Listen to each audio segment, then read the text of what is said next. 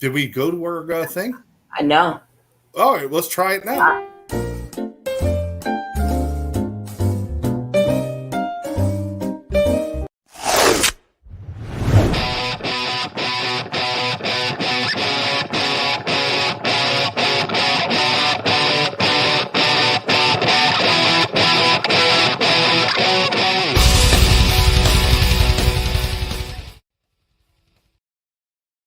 Welcome, everybody, to the Exes podcast. I'm Scott.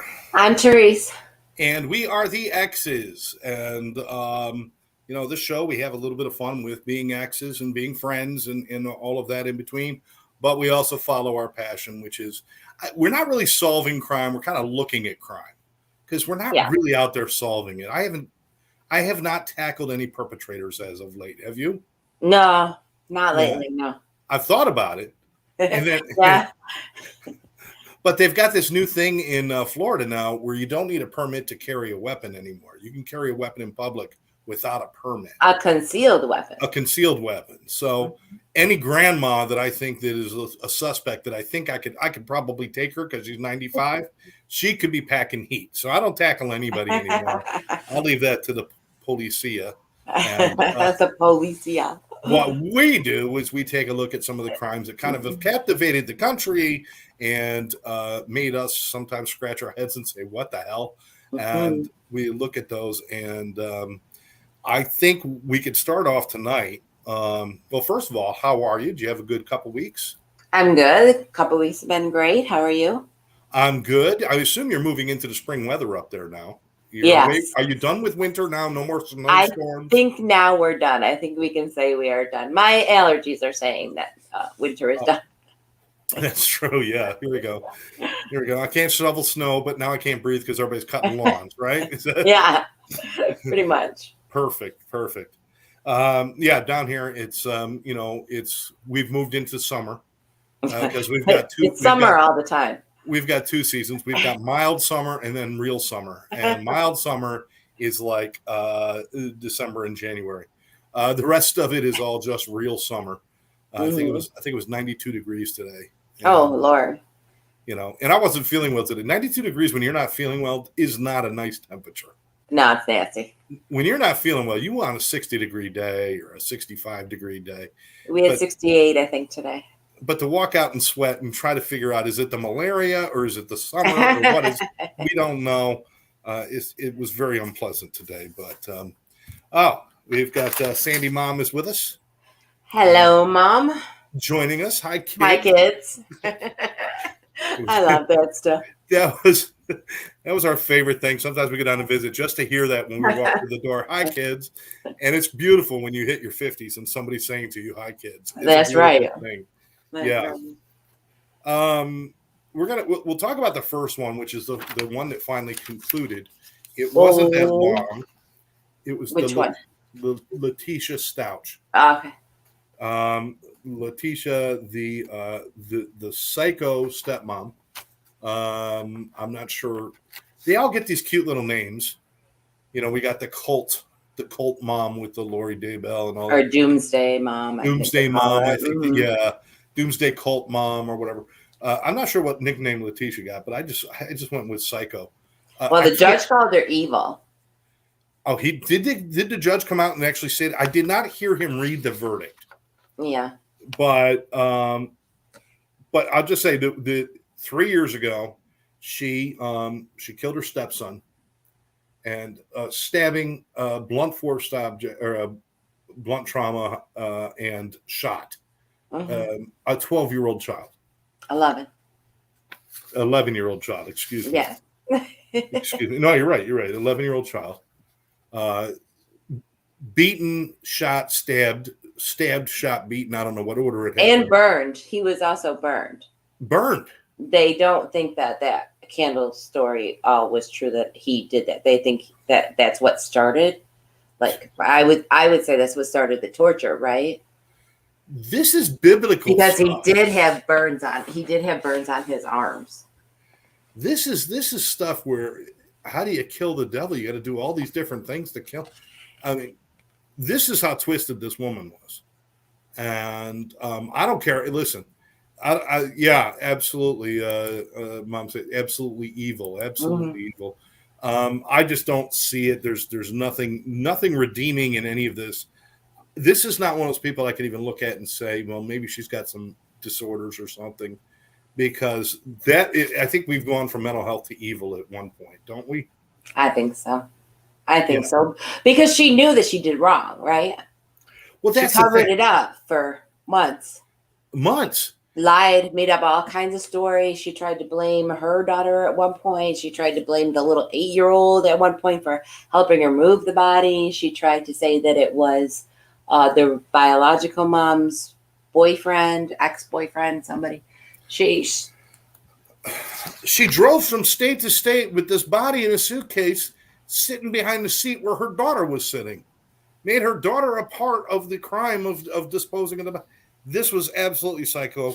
Finally, fine. Hey, Debbie's with us tonight. Hey, Debbie, thanks for joining hey, us. Debbie.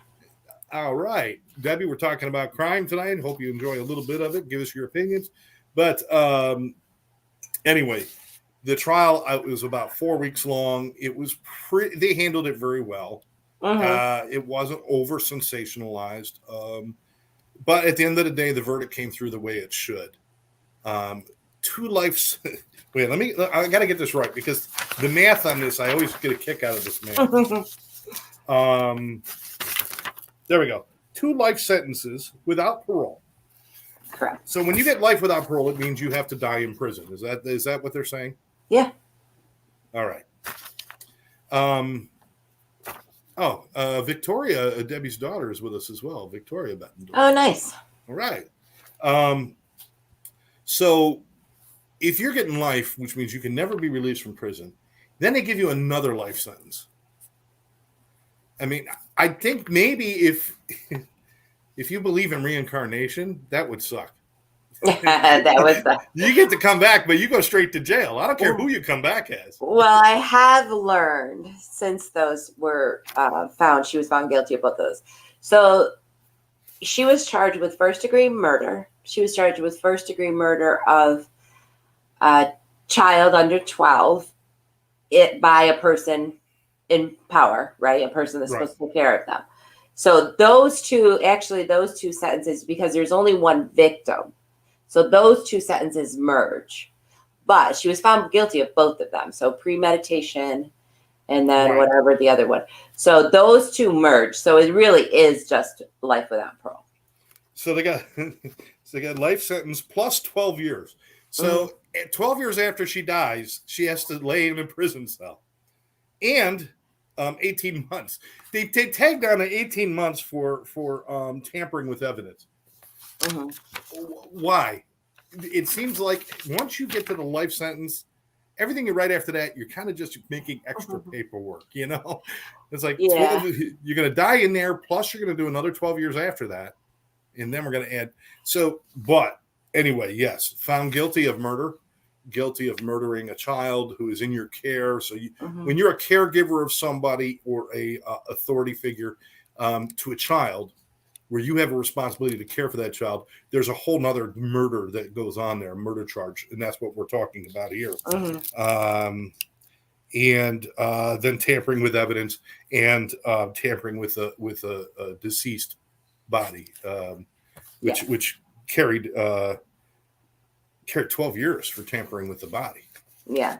You know, so there was also a charge against her for trying to escape when she was in jail, because other inmates had said that she tried to pay them off to help her find a broomstick so that she could escape. But they dropped those charges because they said it's really not, like, in the grand scheme of things. Some of those escape attempts, you just got to chuckle. You got to say, you know, I've got to wonder if you don't try to escape, there's something wrong with you. You got to at least try. That's part of your job. When you're in jail, you got to try to break out, and it should be part of the deal. But then you get more time. So what good is that? I know, but, you know. And this is even before she was, like, you know, trialed and sentenced and all of that. So why would you do that when you're already in trouble? Right. Let's see. It makes everyone feel better to throw the book at them. Yeah, absolutely. All those charges. It's just an acknowledgement that we know all of the things you've done wrong. So yeah. we can put this one to bed. Certainly, there's family left behind. Thank goodness. There's family left behind. I'm not entirely sure the dad was all cool in the gang and there when he should have been there. And I know there's some things, but that family needs to heal. She's gone, and the child, what's his name, Gannon, can rest now, and that has been taken care of. It's good to see that. I mean, you go through times like what was the trial for the woman in Florida who killed her, but she got off in Orlando. Casey Anthony. You get cases like that in the OJ case. You get cases like that where it's like, this should be a slam dunk, and it's not. So sometimes it's good to see that just justice prevails. And that insanity plea was out the door. Yeah. And, just so you're not thinking that we're not going to talk about psycho people anymore, we're now going to move into Lori Vallow. Do you want to move into that right now? Because I might go on a rant, and we may only end on that. Well, because what? I might go on a rant. Oh, all right. I'm very upset. So before we go to the Daybell, the story. Let's go to a brand new case. A brand new case came to our attention yesterday, I believe, right? Yes. Yeah, I think it came to both of our attention yesterday. I think you pointed it out to me, and then I heard it, and it was on Good Morning America, and wow. A Utah mom who wrote a kid's book about grief because her husband died. Her husband died suddenly, and she had a son, and she wanted to... 3 sons. Oh, 3 sons. Excuse me, 3 sons. It's right there, 3 sons, and she wanted to do something for them, so she wrote a book about grief, and apparently it was looked at as, this is a pretty good piece of work for children to read. And I forgot what the name of the book was. Are You Here? Or something like that. Yeah. Are You Here? And it's about, your dad is still with you, or your loved one is still with you. So she wrote this book, and it was a good book. And then later on, moving to now, this was back in I think just like a year ago. About a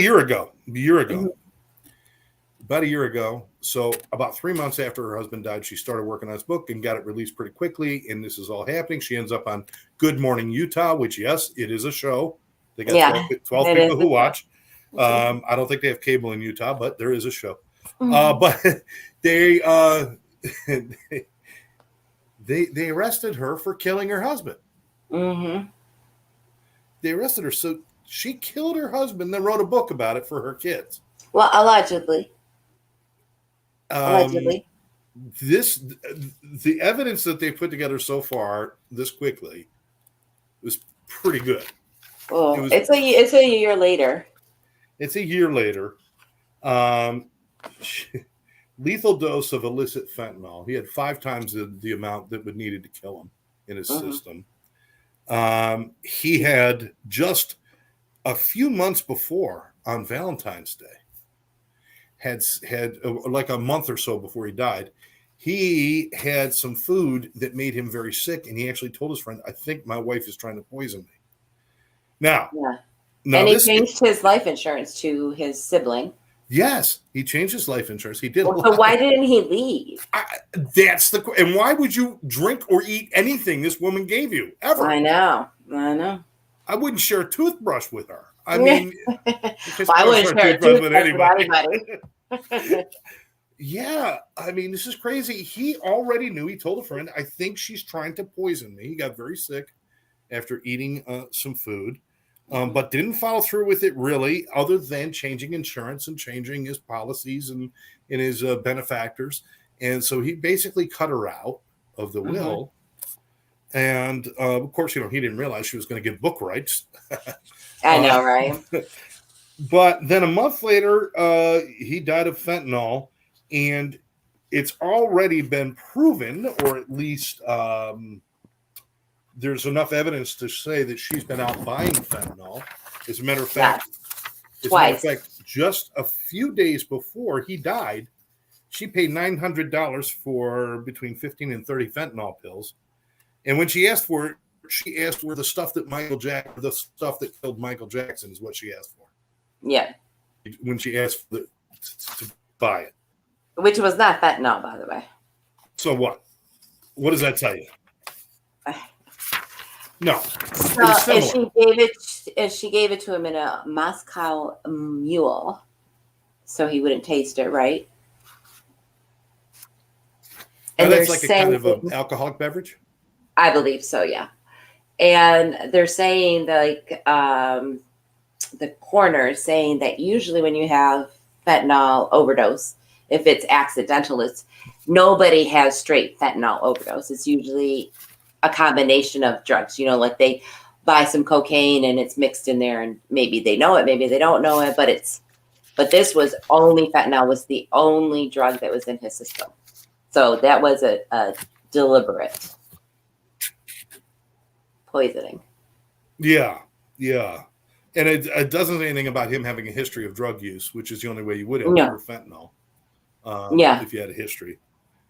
The other thing I want to point out is that she found him dead. She brought him a drink in bed, then went to sleep with one of the boys who apparently was having night terrors. So she went to sleep with him. Now, being a parent, and you being a parent, and we have kids, and we know that happens. But she said she left her phone in the room. But they've already taken the phone into evidence and looked at it and noticed during the time she's supposed to be out of the room, she was texting people and erased all the text. But they could tell there were texts that were done. Yeah, they can probably retrieve those too. It'll take a little bit, but yeah.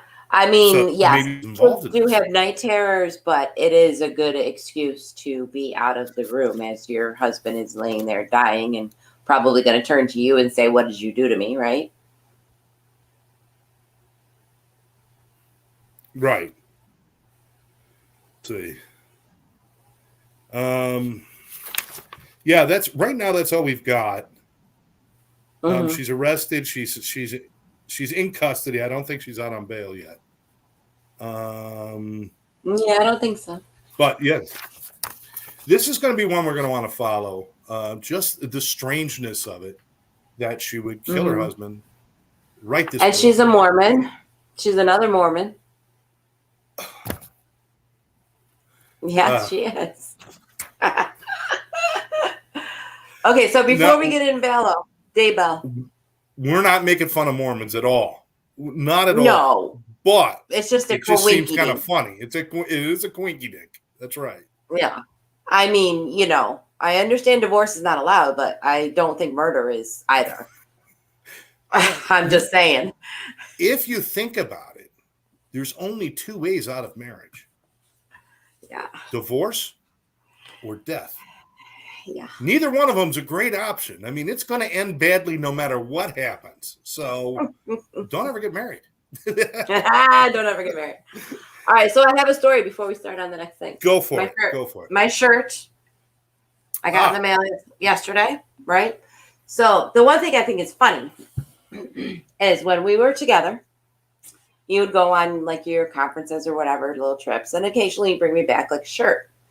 But it always seemed like you always thought I was smaller than I was, because you bring me back like these women's style t-shirts and like smalls, maybe a medium, but they were always like tight, and they were tight. And I'd say, listen, if you're going to buy me like women's sizes, it's got to be a large. Oh, you're not a large. No, because I don't want it to cling on my stomach. It's too tight in the boobs. Right. So now I've been doing Weight Watchers. I've lost, I don't know, 9-ish pounds, somewhere around there. So I get this shirt yesterday and I take it out and I'm like, oh, actually it looks a little big. So what do you buy me this time? A large. Finally, you got the message, but now I don't need the large, but it's fine. It's comfortable. Okay. It's not huge. As God is my witness, I thought I bought a medium. No, it's a large. I hit the wrong button. Well, that's good because it's not really too baggy anywhere. I mean, it's a good fit, but it just kind of made me laugh that now you get the message. The shirt says, because nobody's seeing the whole thing there, it says, I like coffee, murder shows, and maybe 3 people.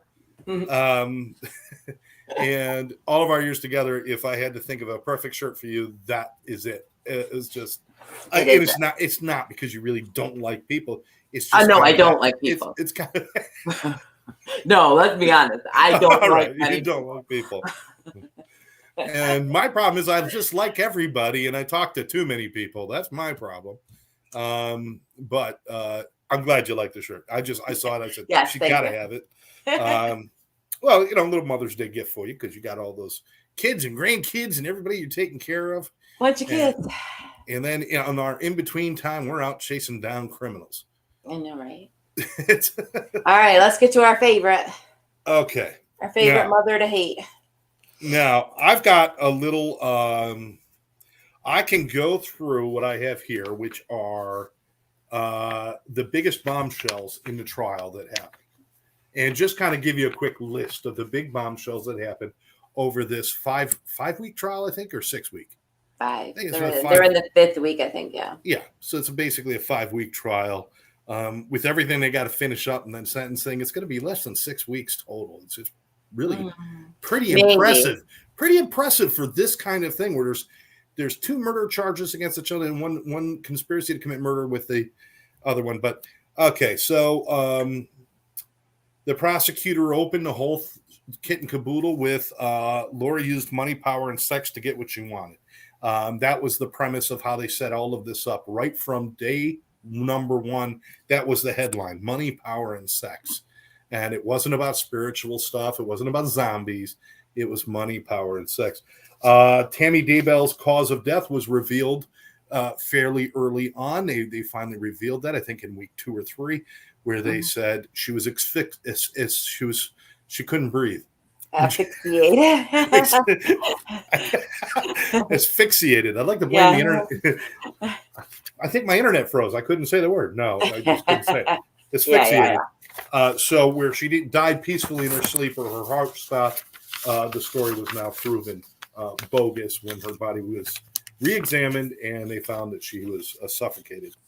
Then they went over the excavation of the children themselves. One child burned beyond recognition for sure, and certainly beyond obvious causes of death being shown. It was burned that badly. The other one dismembered and the other one was wrapped in duct tape and plastic, and certainly asphyxia was part, but there was also blunt force trauma and other issues going on. But the whole thing that came forward.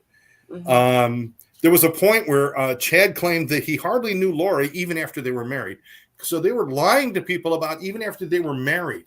His wife died, the kids are missing, and he's lying about whether he even knows her or not. And he's already married to her. So there's already deceit going on. Although this is not his trial, they're just trying to establish that this is a whole pile of deceit. Yeah. The jurors heard the phone call between Chad and Lori while the police searched the property, and eventually during that phone call or right after that phone call found the graves, and just the creepiness of that conversation. Yeah. It is almost like you've got to hear the tone rather than the words that they say. Yeah. The whole tone changed. Yeah. And it's almost like, well, what do you want to do? What do you want to do? Lori, it was revealed Lori's stories that she told her friends, Melanie Gibb and other ones, about the dark spirits of her kids. And then there was also the attraction of Chad and Lori from the beginning, and how Charles, her husband, who died suspiciously, which has, died by what was supposed to be self-defense, but now is a murder charge against her in another state. How Charles found out they were having an affair and even shared it with, or tried to share it with Chad's wife. So the attraction from the beginning and what they were doing.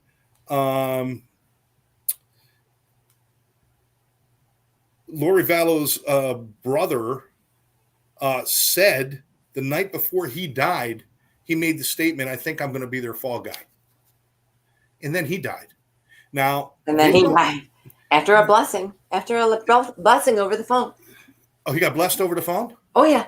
Oh, wow. Oh, yeah. Well, I got a few people I'd like to make that phone call to. I've got a list. We've all got a list. Yeah. So the brother Alex, who killed her husband, Charles, who is suspected of killing at least one of the kids, if not both of the kids, and participated in burying the kids, and who possibly was in the neighborhood when Tammy Daybell died. Well, he was in the neighborhood. He was in the neighborhood. Yeah. He was in the neighborhood. So he may have been involved somehow with helping Chad with that. Or at least been there for moron support. I don't know. Yeah. I mean, maybe he was talking to him through the phone or something.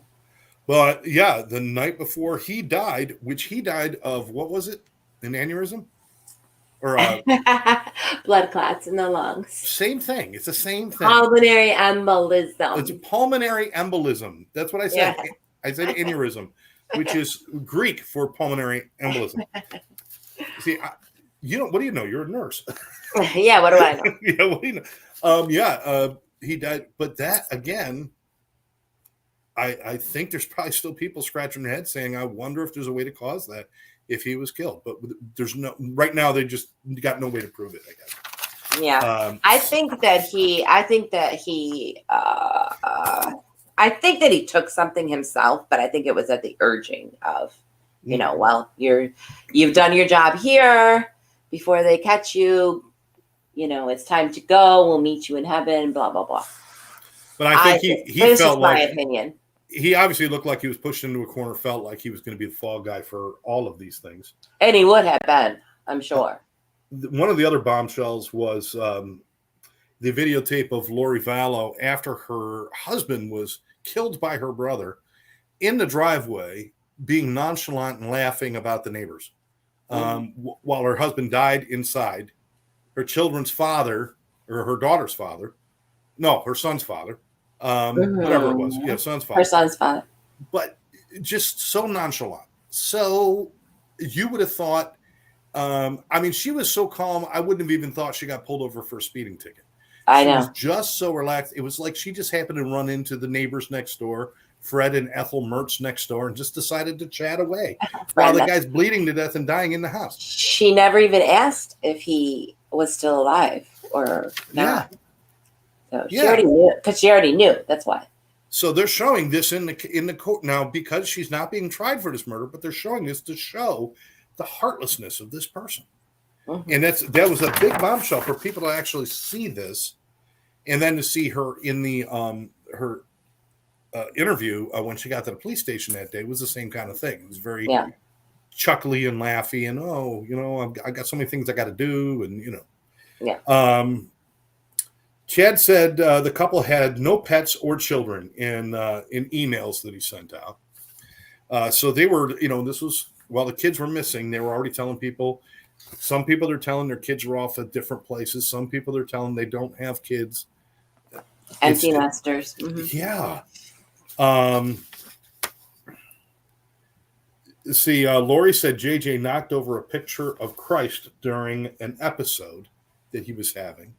Mm-hmm. And then he vanished the next day. Mm-hmm. So I don't put a lot of stock in that because I don't think he needed to do that to be in the crosshairs of these psycho people. Cause of death for JJ was revealed. Alex Cox's fingerprints were found on the plastic that was used to wrap JJ. Lori's hair was discovered on duct tape that was used to wrap JJ, and Lori's former friend testified that Lori threatened to cut her up if she crossed her. Yeah, I don't know how I feel about that chick. So these were a lot of bombshells. Now, in between all of this stuff, we've got all the stuff that we've seen in the media during this time when the kids are missing, where TV reporters, police, judges, family members are saying, where are the kids? And never giving anybody an answer. But not like most parents, when you don't know where your kids are, look for them. She goes off to get married in Hawaii and dance on the beach while her kids are buried in the backyard. Mm-hmm. She goes out and shops for wedding rings for the man she wants to marry, whose wife is still alive, but boom, now she's dead, but was shopping for the rings beforehand. Before she had. Mm-hmm. So all of that put together shows this pattern. Tammy Daybell, the 2 children, Charles Vallow, her husband, who was killed by her brother. Just a series of people who crossed 2 very psychotic people, Lori being the one on trial today, who wanted them out of the way. And they used religion, and they used just this really strange stories of zombies and apocalypse to just make themselves feel better about it. Yeah. My question is this, though. If they really believe that, if I really believed I killed a zombie, then somebody calls and said, what happened? Why wouldn't I say I killed a zombie? Yeah. Right. The fact they were possessed. They weren't themselves. Blah, blah, blah. Yeah. The fact that you're covering it up and lying tells me you know what you did was wrong. And fleeing. I mean, they took off as soon as the police ran the trial. So my thing is, right, the prosecution. By the way, all of this was a prosecution. You notice I didn't say anything about defense because there was none. Go ahead.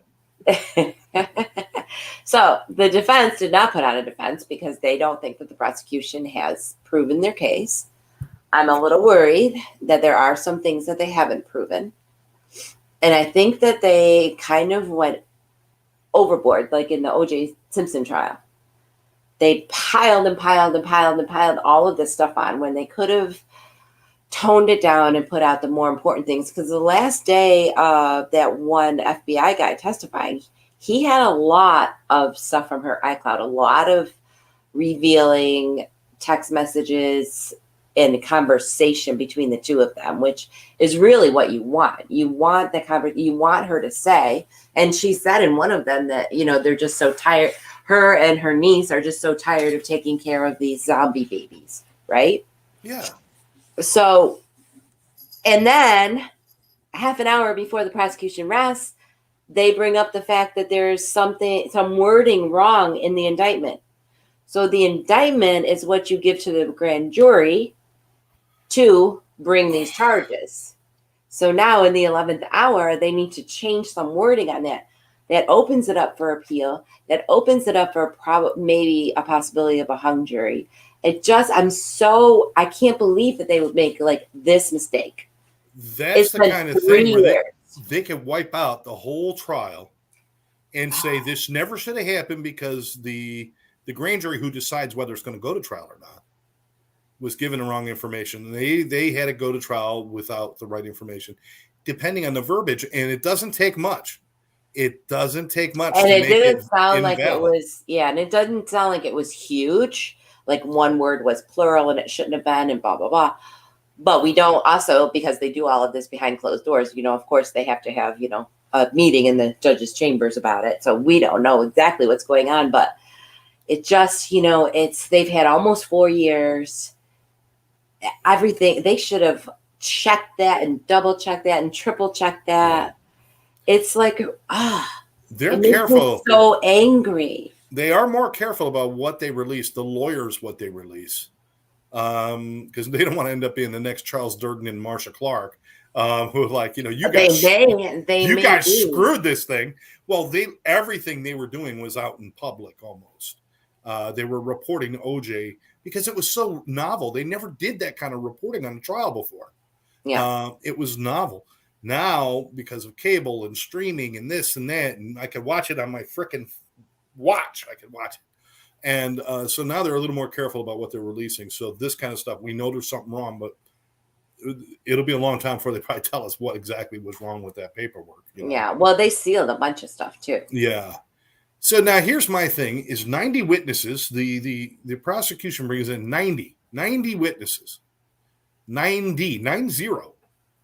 Yes, we heard you. Yes, I'm saying 90.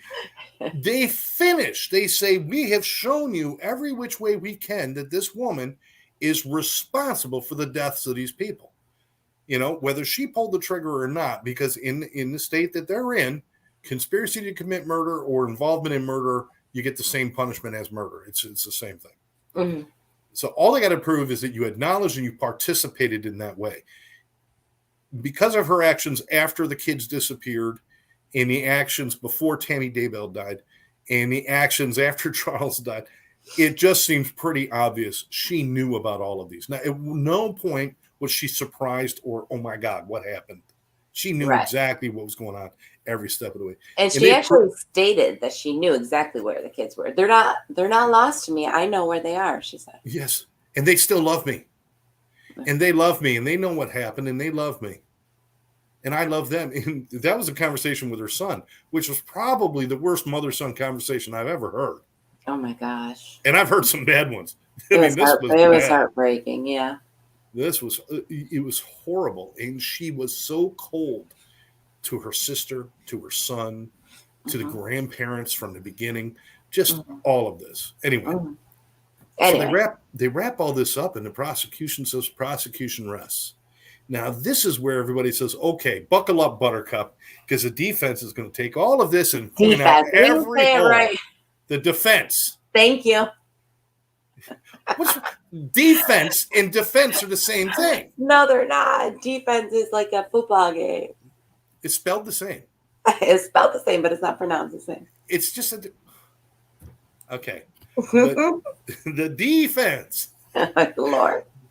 They lined up on the courtroom field, and they lined up to play. No, the defense, they're shot. And I'm waiting. I'm like, how are they going to put holes in this? Because there are a few things they can probably shoot holes in. I knew it when I heard it during the trial. I can't bring it to mind right now, but I know there's a few where I'm like, okay, they could, the hair. There's a million ways that hair could be transferred. Yeah. Even if her brother was one who did it, her brother saw her almost every day. He could have the hair on him. They didn't. No, they didn't. They said nothing. They didn't. No. They didn't tear apart any witnesses. They didn't do anything. They didn't. They did on cross-examination. Yeah, but they didn't bring any of their own case. No. And I thought, if they're not going to have a case, then I'm sure Lori's going to take the stand and try to do what she's always done, which is Miss America her way through this shit. Big smile and, all of this. Nothing. Defense, I said it right. Defense, the floor is yours, and the defense stood up and says, the defense rests. Mm-hmm. And I can imagine every jaw in that courtroom probably hit the floor. I just don't understand it's the arrogance of that. And that's kind of how she's acted this whole time, is arrogant. Well, yeah. I can kill people, and what are you going to say to me? You don't know what happens, so you can't touch me. Mm-hmm. And the defense is like, you can guess everything, but you really don't know, so you can't touch us. It's so asinine. God, I can't wait for them to throw the book at this woman. Have you listened to any of the defense lawyers when they do cross-examine? Yes. Oh, my God. I can't stand their voices. It's like, come on. They're what? Because they're whiny? They, I don't know what it is. I don't know. It's like an arrogance to them. Yeah. And they said, what did they say to one of the witnesses? Why are you saying this crap or something? It's like, what? You just said crap in the courtroom? Like, aren't you professional? I know. These guys, I'm not sure where she got them. And they called Ian a snitch. Yeah. I mean, sure that's just ridiculous. I'm sure she probably, looked up and got their ad off to the back of one of the finest comic books in town. Well, they're public defenders. They're public defenders. I know. And how horrible must that be? I mean, that's one of the reasons I love law. I actually thought about doing law. A friend of mine, when I lived in Jersey, one of my best friends was a lawyer. He's like, you should be a lawyer. You could talk. You could do this stuff. But just watching you having to defend people like that, I couldn't do it. Maybe that's wrong of me. Maybe I should not sit in judgment because I don't know. But all of the actions and everything, this isn't somebody who like, oh my God, what happened to my children? Where are they? This is somebody who lied and lied and lied and lied and hid and covered and did all this stuff. It's just too much. Well, you could be on the other side. You could be a prosecutor. I could be a prosecutor, but then, there's always that fear that what if I screw the case up and a guilty guy goes free? Or what if I do a really good job and an innocent man goes to jail? It's a lot of responsibility. I totally get that. It's easy for you and I to sit in the cheap seats and make judgments. and with all of our podcast buddies out there, and everybody's like, hey, this is what we think and everything. We're not the one making decisions that, for life or death. But yeah, that's true. But this is definitely, I think the attraction of this case for us is just because it is so encompassing over this period of time. And there's so many people involved in so many different little ways. And but her at the center look at it, yes. But if you look at it, right? If you really look at it, it was a matter of 1 year, pretty much, that they met, that Charles was killed, that the kids were killed, that Alex died, Tammy died, 5 people in like a 13-month span. Yeah. So you're gonna meet somebody and murders on the table a month after you met? I mean, I don't understand. I don't get it. I mean, what did they do? They meet at a coffee shop one day, and maybe she was maybe she was wearing her "I like coffee and murder" T-shirt, and he said, "Hey, so do I. We're a perfect couple." What was his pickup line? Do you remember what his pick? Yeah. Oh no, this is new information. No, it's not. It's old. It's for me. It's new. We've been married in another life, in several other lives. Oh my God! And she bought that shit? Yes. Jeez. Me, I'd be like, boom, boom, I'm out. Yeah. I hear screaming from 3 past lives saying, "Run!" Yeah, right. Wow. The voices in my head are saying, "No, no, no." That was his pickup line. He walked up there and said that. He said that, I guess, from pretty much when they first met. She stayed line. at his table to help him sell his books. Oh, yes, because she's such a good helper monkey. Oh, yeah. Jeez. There's a pairings like this that happen once in a lifetime. You got Bonnie and Clyde. Mm-hmm. You've got Chad and Tammy. I don't even know who else. I know there's Chad and Lori.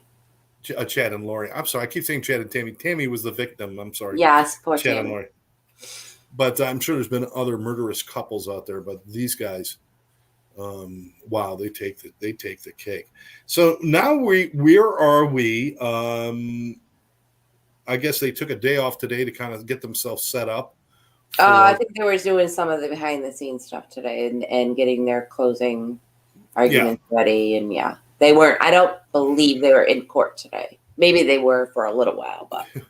Well, you probably figured I got some time to work on my closing argument because the defense is going to say something. They're going to do something. Then the defense says, we only need 3.5 minutes. You took 3.5 weeks. We need 3.5 minutes.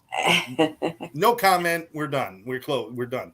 No, so, they got it. So nobody's ready to write their shit yet or to say what they're going to say. So, and they usually take a day off anyway to prepare statements and do paperwork. You're right. So tomorrow, at some point tomorrow morning, I guess prosecution goes first, does the closing arguments, then defense follows, does their closing arguments. Defense. No, see, now you're saying it. And then the prosecutors get to rebuttal. The prosecutors, you do get a rebuttal on the closing argument? Yeah, I don't know if they call it a rebuttal, but the prosecutors get to go and finish it off and clarify. Okay, so the prosecutors are going to lay out everything I just laid out here, all this stuff. Prosecutors are going to lay all that out. The defense is going to stand up and say everything they said is bullshit. And then the prosecutor is going to stand up and say, no, it's not. And then that's it. That's going to be the closing arguments.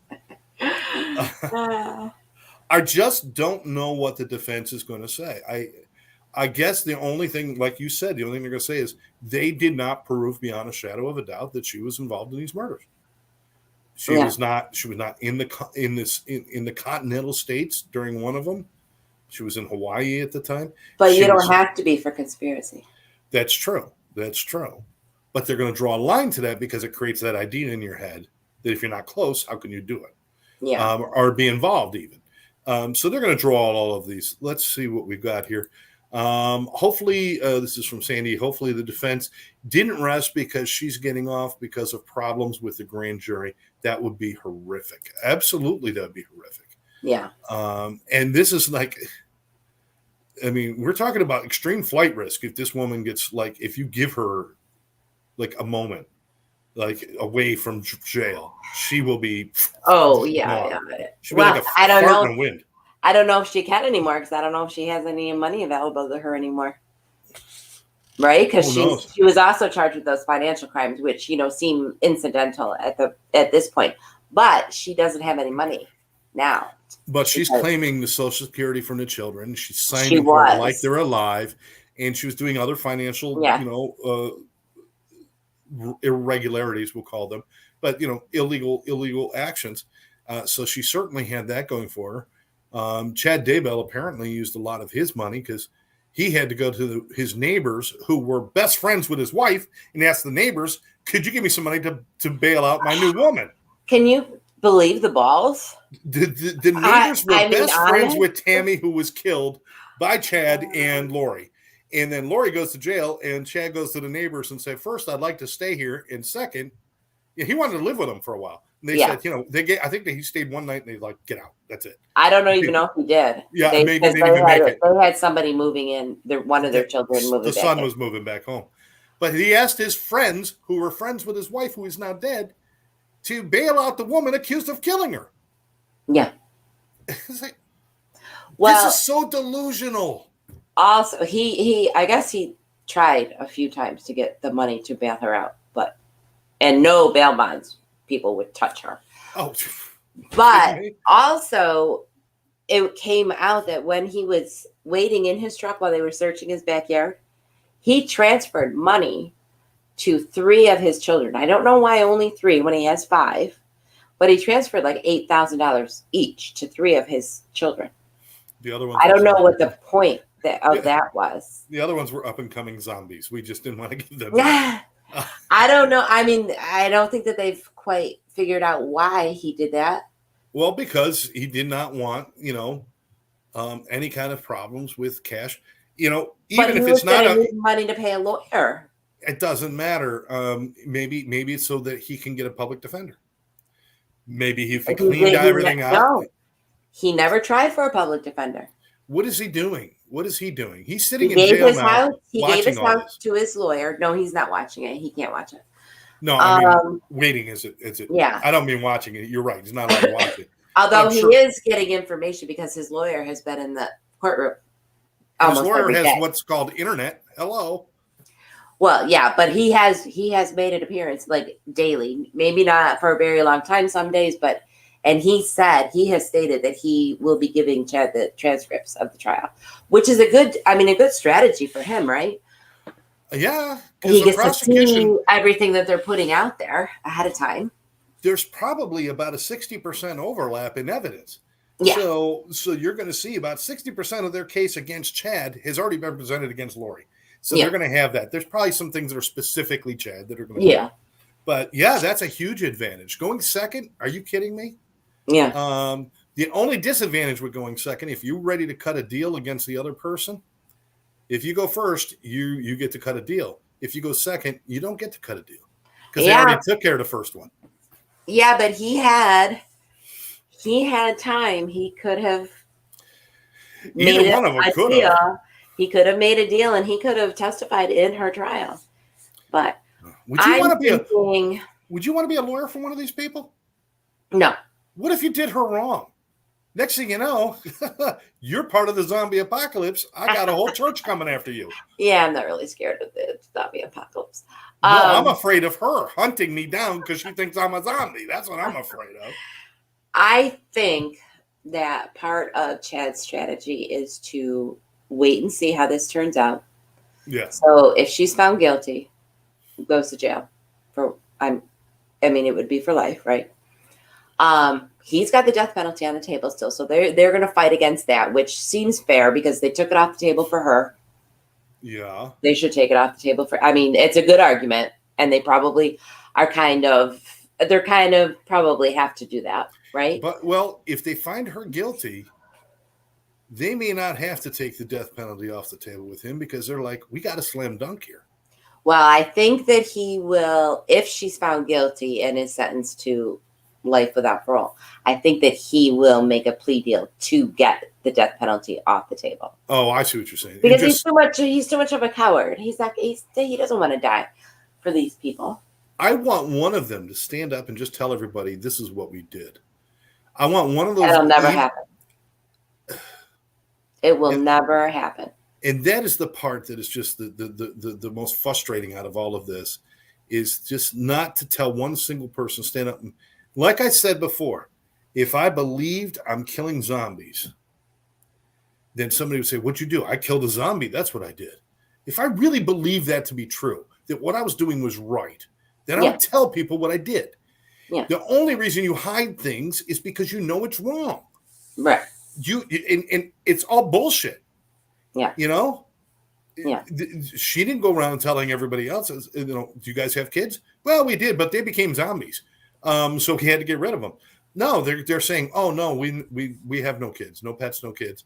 They lied about everything, which means they knew what they were doing was wrong. There was no faith involved in this. There was no spirituality involved in this. There was no religion involved in this. This was pure and simple money, power, sex, and evil. That's all it was. They wanted to be together, and those people were in the way. Yes. Yes, but now imagine if they pulled this off. How well are you going to sleep next to each other? Think about it. You're both capable of doing what you just did. Now, every day the rest of my life, I'm going to sleep next to you thinking, oh, yes, I know you killed your last two husbands, but I'm sure you wouldn't do that to me. Yeah, right. I know, really? Like, how would that work? I mean, I snore. I think, boy, I snore one too many times. That's it. Zombie. Yeah, I don't know. It's crazy. It's crazy. It's just too much. But we're at the end. We're at the end. We're going to keep you apprised of what goes on. Certainly the next 2 days, most likely arguments tomorrow, jury on Friday, most likely scenario. Jury, this could be one of those. I mean, let's take a shot at this. Are you thinking guilty across the board? And how long do you think the deliberations are going to go for? I think the deliberations are going to go for a while, at least a good 4 or 5 days, like maybe a whole week, because there's a ton. I mean, there's a ton of evidence they have to look at. I think that they may come to a conclusion on the guilty on the conspiracy of Tammy Daybell. I don't know what they're going to say about the kids. I mean, personally, for me, I can see it, right? Yeah. She made no attempt to find them. She lied about where they were. She admitted that she knew. Well, she said that she knew where they were. She didn't admit to where they were, but she said multiple times, I know exactly where they are. So to me, it makes sense. But is that beyond a reasonable doubt? Can you say that she knew it was going to happen beforehand? Or did she find out after? But why would you go marry this person that just killed your kids? Exactly. Like why? Like what kind? And what does she say to her sister? What did you expect me to be alone? And the timing of the kids disappearing. Yeah. The kids didn't disappear the same moment. No. The timing was different. So you knew one disappeared, then the other disappeared. Well, if you didn't trust your brother, why were you letting your brother around the other one then? Why? It's just all these questions. And the one thing I just have to state as we finish and get ready to wrap up here is that we've seen many times where, unfortunately, we've seen infanticide and, kids being killed by parents and family like that. And in many cases where the kids are killed and the parents or the mom or the dad, either one, there's a denial that goes on. There is at least some sort of pretense of sadness, some sort of acting of, that you're in despair or that, oh my God, and, or go on TV and say, please, if you have my kids, bring them back, those kind of things. Yeah. We've seen all of that throughout the years. And yeah, even if they're guilty, they do it. As disgusting as that is, it is more disgusting to not even blink and just pretend they never existed. Yeah, I agree.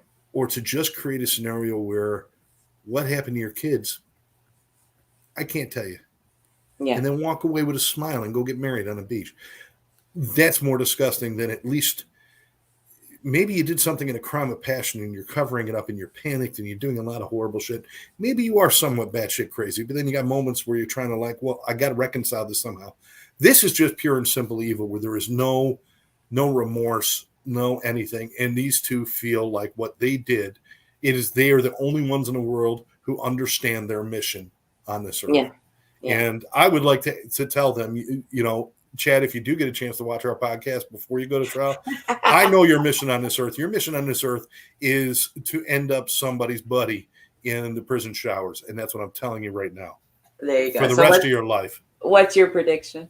My prediction is going to be relatively quick. Like it did, I guessed on the other one before that it was going to be very fast, and it was. But because of the multiple charges, I'd forgotten that there were so many charges. Mm-hmm. This isn't just like 4 or 5 charges. I think there's 14 or something like that, because they got all these different things.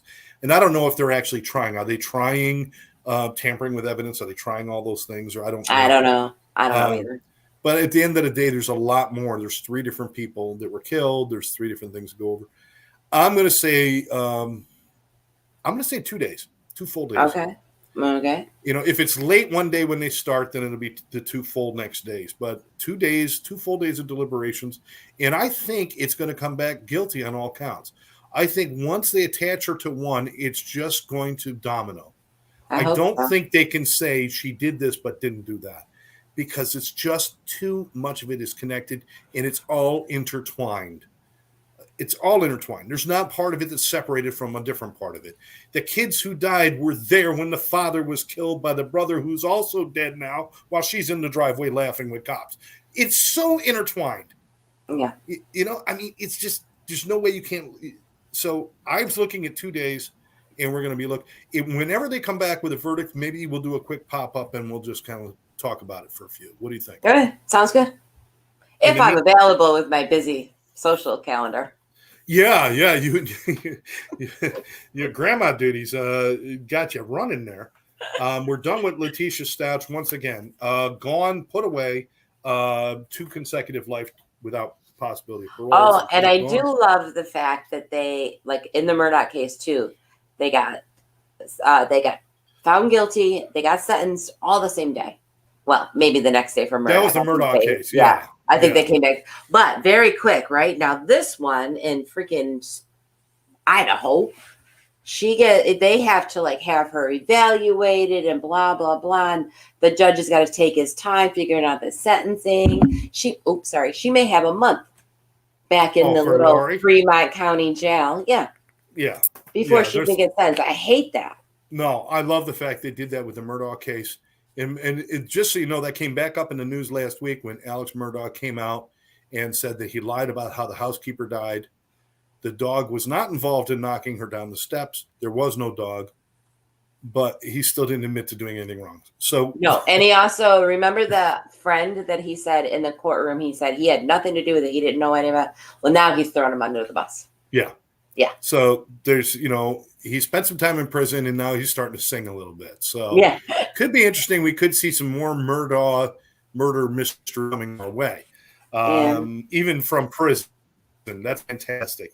But once again, Letecia Stauch put away. Vallow, we're waiting for closing arguments and going to jury. And finally, we will keep you abreast of the children's author murder mystery. We will keep mystery.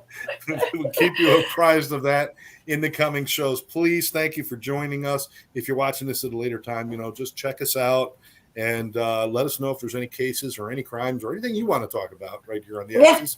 And we'll take it on. We're not afraid of anything as long as we don't have to see anybody face to face. We're good. We're good. True. Final thoughts, Therese? Oh, I don't know. Just, have a good rest of the week. Be safe, everybody. That's it. Everybody, please be kind to each other. Do one thing nice for somebody else, 2 things nice for yourself every day, and you'll always have a good day. Everyone take care. We'll catch you next time right here on the Exes.